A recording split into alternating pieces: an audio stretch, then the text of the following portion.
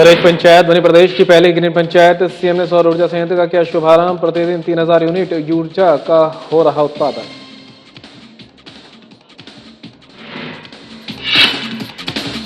पंचायत और विधानसभा चुनावों को लेकर कांग्रेस की तैयारियां तेज। नवनियुक्त ब्लॉक अध्यक्षों की बैठक आयोजित। बैठक में चुनावी रणनीति पर हुआ मंथन।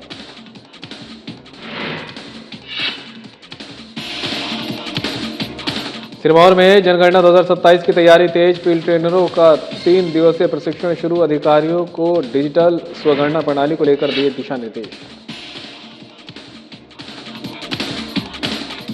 भारत न्यूजीलैंड एफटीए के बाद सेब उत्पादकों में बड़ी चिंता। सेब आयात पर होगी शुल्क कटौती। टीआरक्यू 25% करने का किया प्रावधान। और हिमबस पास योजना से लोगों को सहायता। हमीरपुर डिवीजन में अब तक बने 37,425 कार्ड। आवेदन की अंतिम तिथि बढ़कर हुई 31 मई। नमस्कार, बुलेटिन लेकर मैं हूं आपके साथ संदीप निरंजन। सरकार खबरों का रुख कर लेते हैं। हिमाचल प्रदेश में ग्रीन पंचायत परियोजना धरातल पर साकार होने लगी है। शिमला जिला के कसुम्पटी विधानसभा क्षेत्र के धरेच ग्राम पंचायत प्रदेश की पहली ऐसी ग्रीन पंचायत बन गई है जिसमें 500 किलोवाट क्षमता की सौर ऊर्जा परियोजना ने सफलतापूर्वक उत्पादन आरंभ कर दिया है। मुख्यमंत्री सुखविंदर सिंह सुक्खू ने अपने कसुम्पटी दौरे के दौरान परियोजना का उद्घाटन किया। बता दें कि करीब 1 करोड़ 94 लाख रुपए की लागत से तैयार परियोजना का निर्माण कार्य जनवरी 2025 में आरंभ हुआ था और 30 मार्च 2026 को इसे विद्युत ग्रिड से जोड़ दिया गया था। वहीं मुख्यमंत्री ने बताया कि सौर परियोजना से प्रतिदिन लगभग 3000 यूनिट स्वच्छ ऊर्जा का उत्पादन हो रहा है, जबकि वार्षिक उत्पादन करीब 8 लाख यूनिट रहने का अनुमान है। उन्होंने कहा कि समझौते के तहत प्रदेश राज्य विद्युत बोर्ड लिमिटेड बिजली को ₹3.50 प्रति यूनिट की दर से खरीदेगा। इससे न केवल राज्य की ऊर्जा आवश्यकताओं की पूर्ति होगी बल्कि ग्राम पंचायत को भी प्रतिवर्ष लगभग 28 लाख रुपए की नियमित आय होगी। मुख्यमंत्री ने परियोजनाओं को समावेशी और जन कल्याणकारी मॉडल बताते हुए कहा कि इससे पंचायतों को आत्मनिर्भर बनाने में मदद मिलेगी।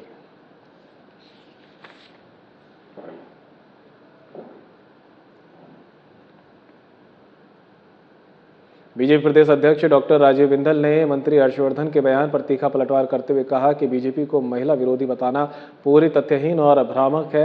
उन्होंने कहा कि जब प्रधानमंत्री महिलाओं को 33% राजनीतिक भागीदारी देने का ऐतिहासिक प्रयास कर रहे हैं, तब कांग्रेस ने इसका खुलकर विरोध कर अपनी वास्तविक मानसिकता उजागर कर दी है। डॉक्टर बिंदल ने बताया कि कांग्रेस और उसके सहयोगी दलों ने संसद में महिला आरक्षण विधेयक का विरोध कर उसे गिराने का काम किया और उसके बाद जश्न मनाकर ये साबित कर दिया कि वे महिलाओं के अधिकारों के पक्ष में नहीं है। जो बहनों को सत्ता में भागीदारी देने का विरोध करें वे उनके हितैषी नहीं हो सकते। इसके साथ ही उन्होंने कहा कि हिमाचल प्रदेश की 28 लाख महिलाएं पिछले 42 महीनों से 1500 प्रतिमाह की घोषणा का इंतजार कर रही है। हर बहन के खाते में लगभग 60,000 आना चाहिए था, लेकिन कांग्रेस सरकार ने एक भी वादा पूरा नहीं किया।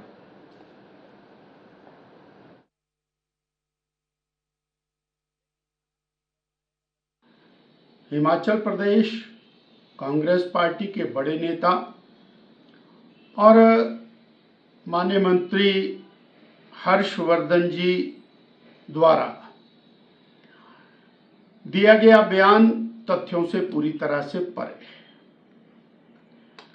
उनका ये कहना कि भारतीय जनता पार्टी महिला विरोधी है, तो प्रदेश की महिलाएं और देश की महिलाएं ये जानना चाहती हैं कि जब बहनों को देश के प्रधानमंत्री नरेंद्र भाई मोदी जी 33% भागीदारी सत्ता में दे रहे, तो आप उसका खुलेआम विरोध क्यों करें?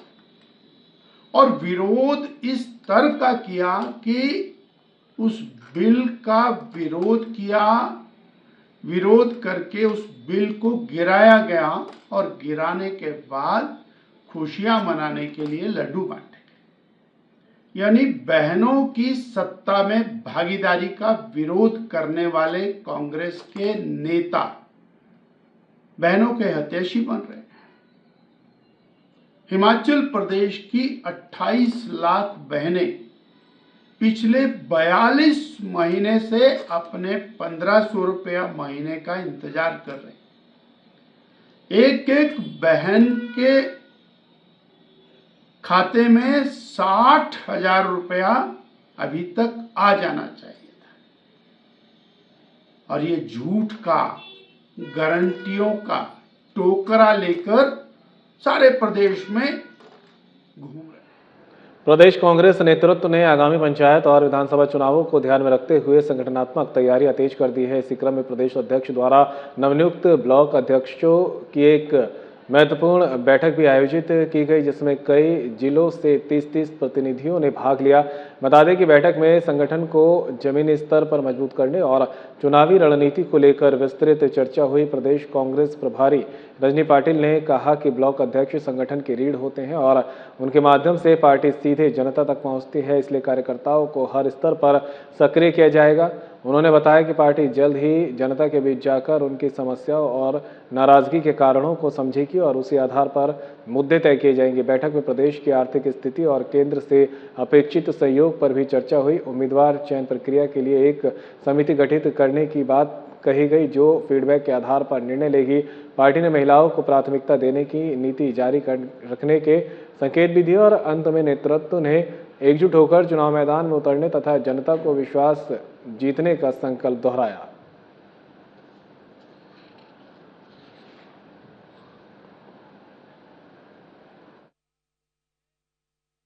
देखिए, हमारे यहाँ हमारे प्रदेश अध्यक्ष जी ने आज मीटिंग बुलाई थी 4 जिलों के ब्लॉक अध्यक्ष जो नवनियुक्त हुए हैं उनको।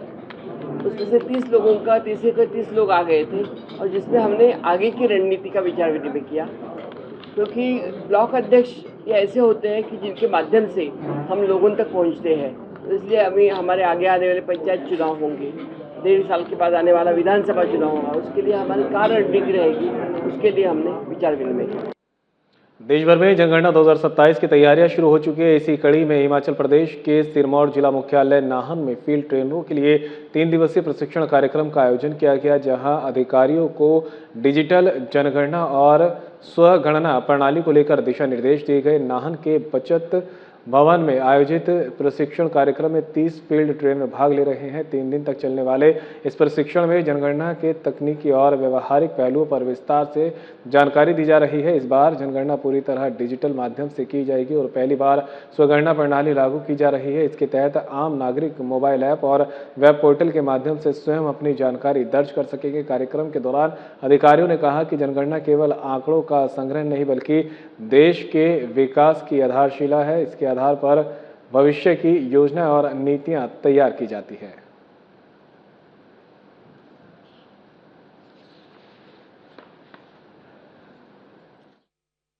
हमारे डिप्टी कमिश्नर डिस्ट्रिक्ट सिरमौर का, जिन्होंने सेंसस के कामों को हमेशा ही प्रायोरिटी पे लिया है और जो सिरमौर की स्पीड है अभी तक काम करने की वो बहुत अच्छी रही है। चाहे वो ट्रेनिंग्स की बात है, चाहे वो किसी भी सेंसस से रिलेटेड कोई भी एक्टिविटी है उसकी बात है या डाटा की बात है। तो मैं ये एक्सपेक्ट करती हूँ आपसे कि आप इस लेगेसी को आगे लेके जो है वो चलेंगे। और मैं आपको ये भी बताना चाहती हूँ कि सेंसस के काम में जो वर्क प्रोग्रेस होता है उसको स्ट्रॉन्गली मॉनिटर किया जाता है। और जैसे कि आपको पता है कि इस बार जो हमारा सेंसस है वो डिजिटल मोड से किया जा रहा है। ये जो सेंसस का हम काम करने जा रहे हैं ये बहुत ही ज़्यादा क्रूशियल है, बहुत इम्पोर्टेंट है, क्योंकि अब तक 2011 के सेंसस के बेसिस पे हमारी सारी पॉलिसीज फ्रेम होती हैं, हमारे बेनिफिशरीज आइडेंटिफाई होते हैं, हमें क्या क्या आगे लागू करना है। तो हम एक पॉपुलेशन डेटा है और उसमें जो सोसाइटी के बारे में हमारे जो मापदंड है उस हिसाब से हमारी पॉलिसी बनती है और एक क्रूशियल डिसीजन लिए जाते हैं। भारत और न्यूजीलैंड के बीच 27 अप्रैल को हुए फ्री ट्रेड एग्रीमेंट यानी FTA के बाद हिमाचल प्रदेश सहित हिमालयी राज्यों के सेब उत्पादकों में चिंता का माहौल बन गया है। इस समझौते के तहत टैरिफ रेट कोटा के भीतर न्यूजीलैंड से आयोजित सेब पर बेसिक कस्टम ड्यूटी 50% से घटाकर 25% करने का प्रावधान किया गया है। वहीं हिमाचल प्रदेश सरकार में बागवानी मंत्री जगत सिंह नेगी ने इस फैसले पर प्रतिक्रिया देते हुए कहा कि इससे राज्य के बागवानों में असुरक्षा की भावना बढ़ी है। उन्होंने कहा कि न्यूजीलैंड और हिमाचल प्रदेश में सेब का सीजन लगभग एक ही समय पर आता है, जिससे स्थानीय उत्पादकों को बाजार में कड़ी प्रतिस्पर्धा का सामना करना पड़ सकता है। मंत्री ने बताया कि न्यूजीलैंड में आधुनिक तकनीकों के चलते सेब की उत्पादकता 50 से 70 टन प्रति हेक्टेयर तक है, जबकि हिमाचल प्रदेश में ये औसतन 7 से 8 टन प्रति हेक्टेयर ही है। ऐसे में सस्ते आयातित सेब स्थानीय बागवानों की आय पर प्रतिकूल प्रभाव डाल सकते हैं।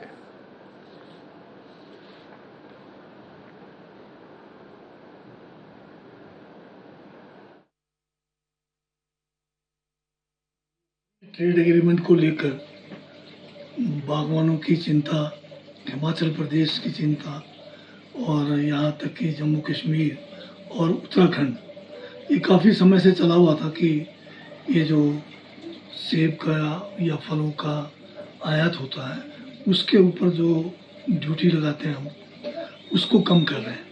ये अलग बात है कि जब चुनाव में आते हैं और माननीय प्रधानमंत्री 2014 के चुनाव के उनके भाषणों को अगर आप देखें तो उसमें हिमाचल में आकर उन्होंने यही बात की थी कि उस समय 75% जो है टैक्स लगता था बाहर से, जो फल खासकर सेब का जो आयात करते थे हम, और उन्होंने उस समय कहा था कि इसको घटा के हम जो है कम कर देंगे।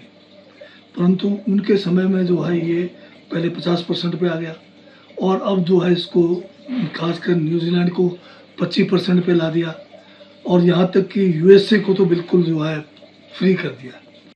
पंचायती राज चुनाव में ज़्यादातर मुद्दे जो है लोकलाइज्ड ही होते हैं, अपने अपने गांव के हिसाब से चलता है, जिला परिषद के हिसाब से, पंचायत समिति के हिसाब से जो मुद्दे उठाए जाते हैं। और हमारी जो वर्तमान सरकार है, हमने जो है इन 3 वर्षों में डिलीवर किया है पंचायती राज को और पक्का करने के लिए, उसको जो है संवैधानिक तरीके से मजबूत करने के लिए बहुत सारे कदम उठाए हैं। तो उन सबको ध्यान में रख के हमें उम्मीद है कि कांग्रेस समर्थित जो भी प्रत्याशी खड़े होंगे उनको भारी बहुमत से जीत हासिल होगी। हिमाचल प्रदेश सरकार की महत्वाकांक्षी हिम बस पास योजना का लाभ लेने के लिए हमीरपुर डिवीजन के तहत अब तक 37,425 लोग अपना कार्ड बना चुके हैं, जबकि करीब 2,000 आवेदन अभी प्रक्रिया में लंबित है। वहीं जनता का रुझान देखते हुए प्रदेश सरकार ने छात्रों के लिए आवेदन की तिथि 31 मई तक बढ़ा दी है। बता दें कि हमीरपुर डिवीजन में हमीरपुर, बिलासपुर और डिपू शामिल है। वहीं एचआरटीसी हमीरपुर डिवीजन में डिवीजन मैनेजर राजकुमार पाठक ने बताया कि हिम बस पास बनाने की सुविधा डिवीजन के सभी बस स्टैंडों के काउंटरों पर उपलब्ध है। रोजाना बड़ी संख्या में लोग पास बनवाने पहुंच रहे हैं और प्रक्रिया जारी है।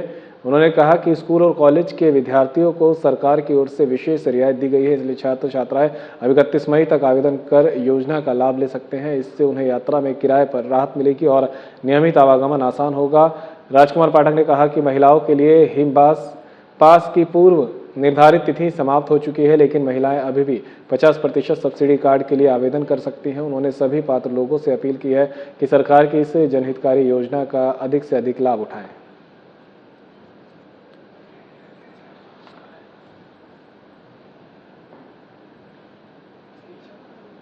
जैसे आजकल हिम बस पासिस हमारे हर जगह जो हमारे मेन काउंटर्स है या बस स्टैंड है वहाँ पे बन रहे हैं।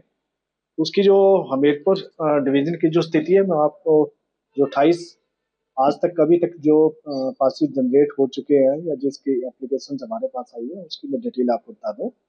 बिलासपुर यूनिट में अभी तक 6198 पासिस जो है जनरेट हो चुके हैं। उसमें 455 की अभी पेंडेंसी है। टोटल बस पासिस उनके 6653 होंगे। घुमारवी में 4682 पासिस जनरेट हो चुके हैं।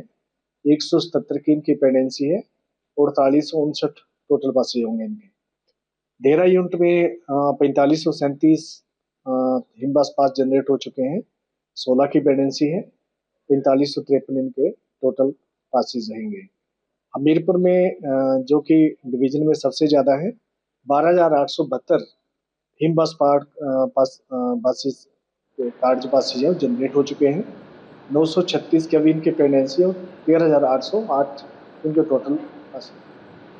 प्रदेश में राजनीतिक माहौल के बीच बयानबाजी तेज हो गई है। कृषि विपणन बोर्ड के चेयरमैन कुलदीप सिंह पठानिया ने पत्रकार वार्ता में बीजेपी नेता राजेंद्र राणा पर तीखा हमला बोलते हुए उन पर बार बार राजनीतिक रुख बदलने का आरोप लगाया है। उन्होंने कहा कि राणा कभी प्रेम कुमार धूमल, फिर वीरभद्र सिंह और बाद में वर्तमान मुख्यमंत्री सुखविंदर सिंह सुक्खू के साथ रहे, लेकिन अब जेपी नड्डा के नेतृत्व में बीजेपी में शामिल हो गए हैं। पठानिया ने आरोप लगाया कि राणा केवल व्यक्तिगत लाभ के लिए राजनीति करते हैं और जनता अब उनकी कार्यशैली को समझ चुकी है। उन्होंने हमीरपुर के विधायक आशीष शर्मा पर भी निशाना साधते हुए कहा कि वे निजी मामलों को लेकर सरकार और मुख्यमंत्री पर आरोप लगा रहे हैं।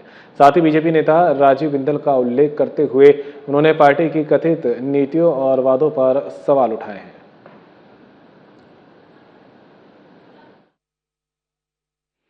काम इतिहास में उनकी ऐसी हैं और इस तरह का जो इनका असली चेहरा है वो कल परसों जो है वो वहाँ इनकी पार्टी की जो औरतों ने जो किया था उसके सामने ना जाए। हम तो पहले ही बोलते हैं कि इनके ऊपर से लेके नीचे के लिए महिला विरोधी हैं, मुख्य प्रधानमंत्री भी महिला विरोधी हैं, तो सिर्फ वोटों के लिए याद कर रहा है।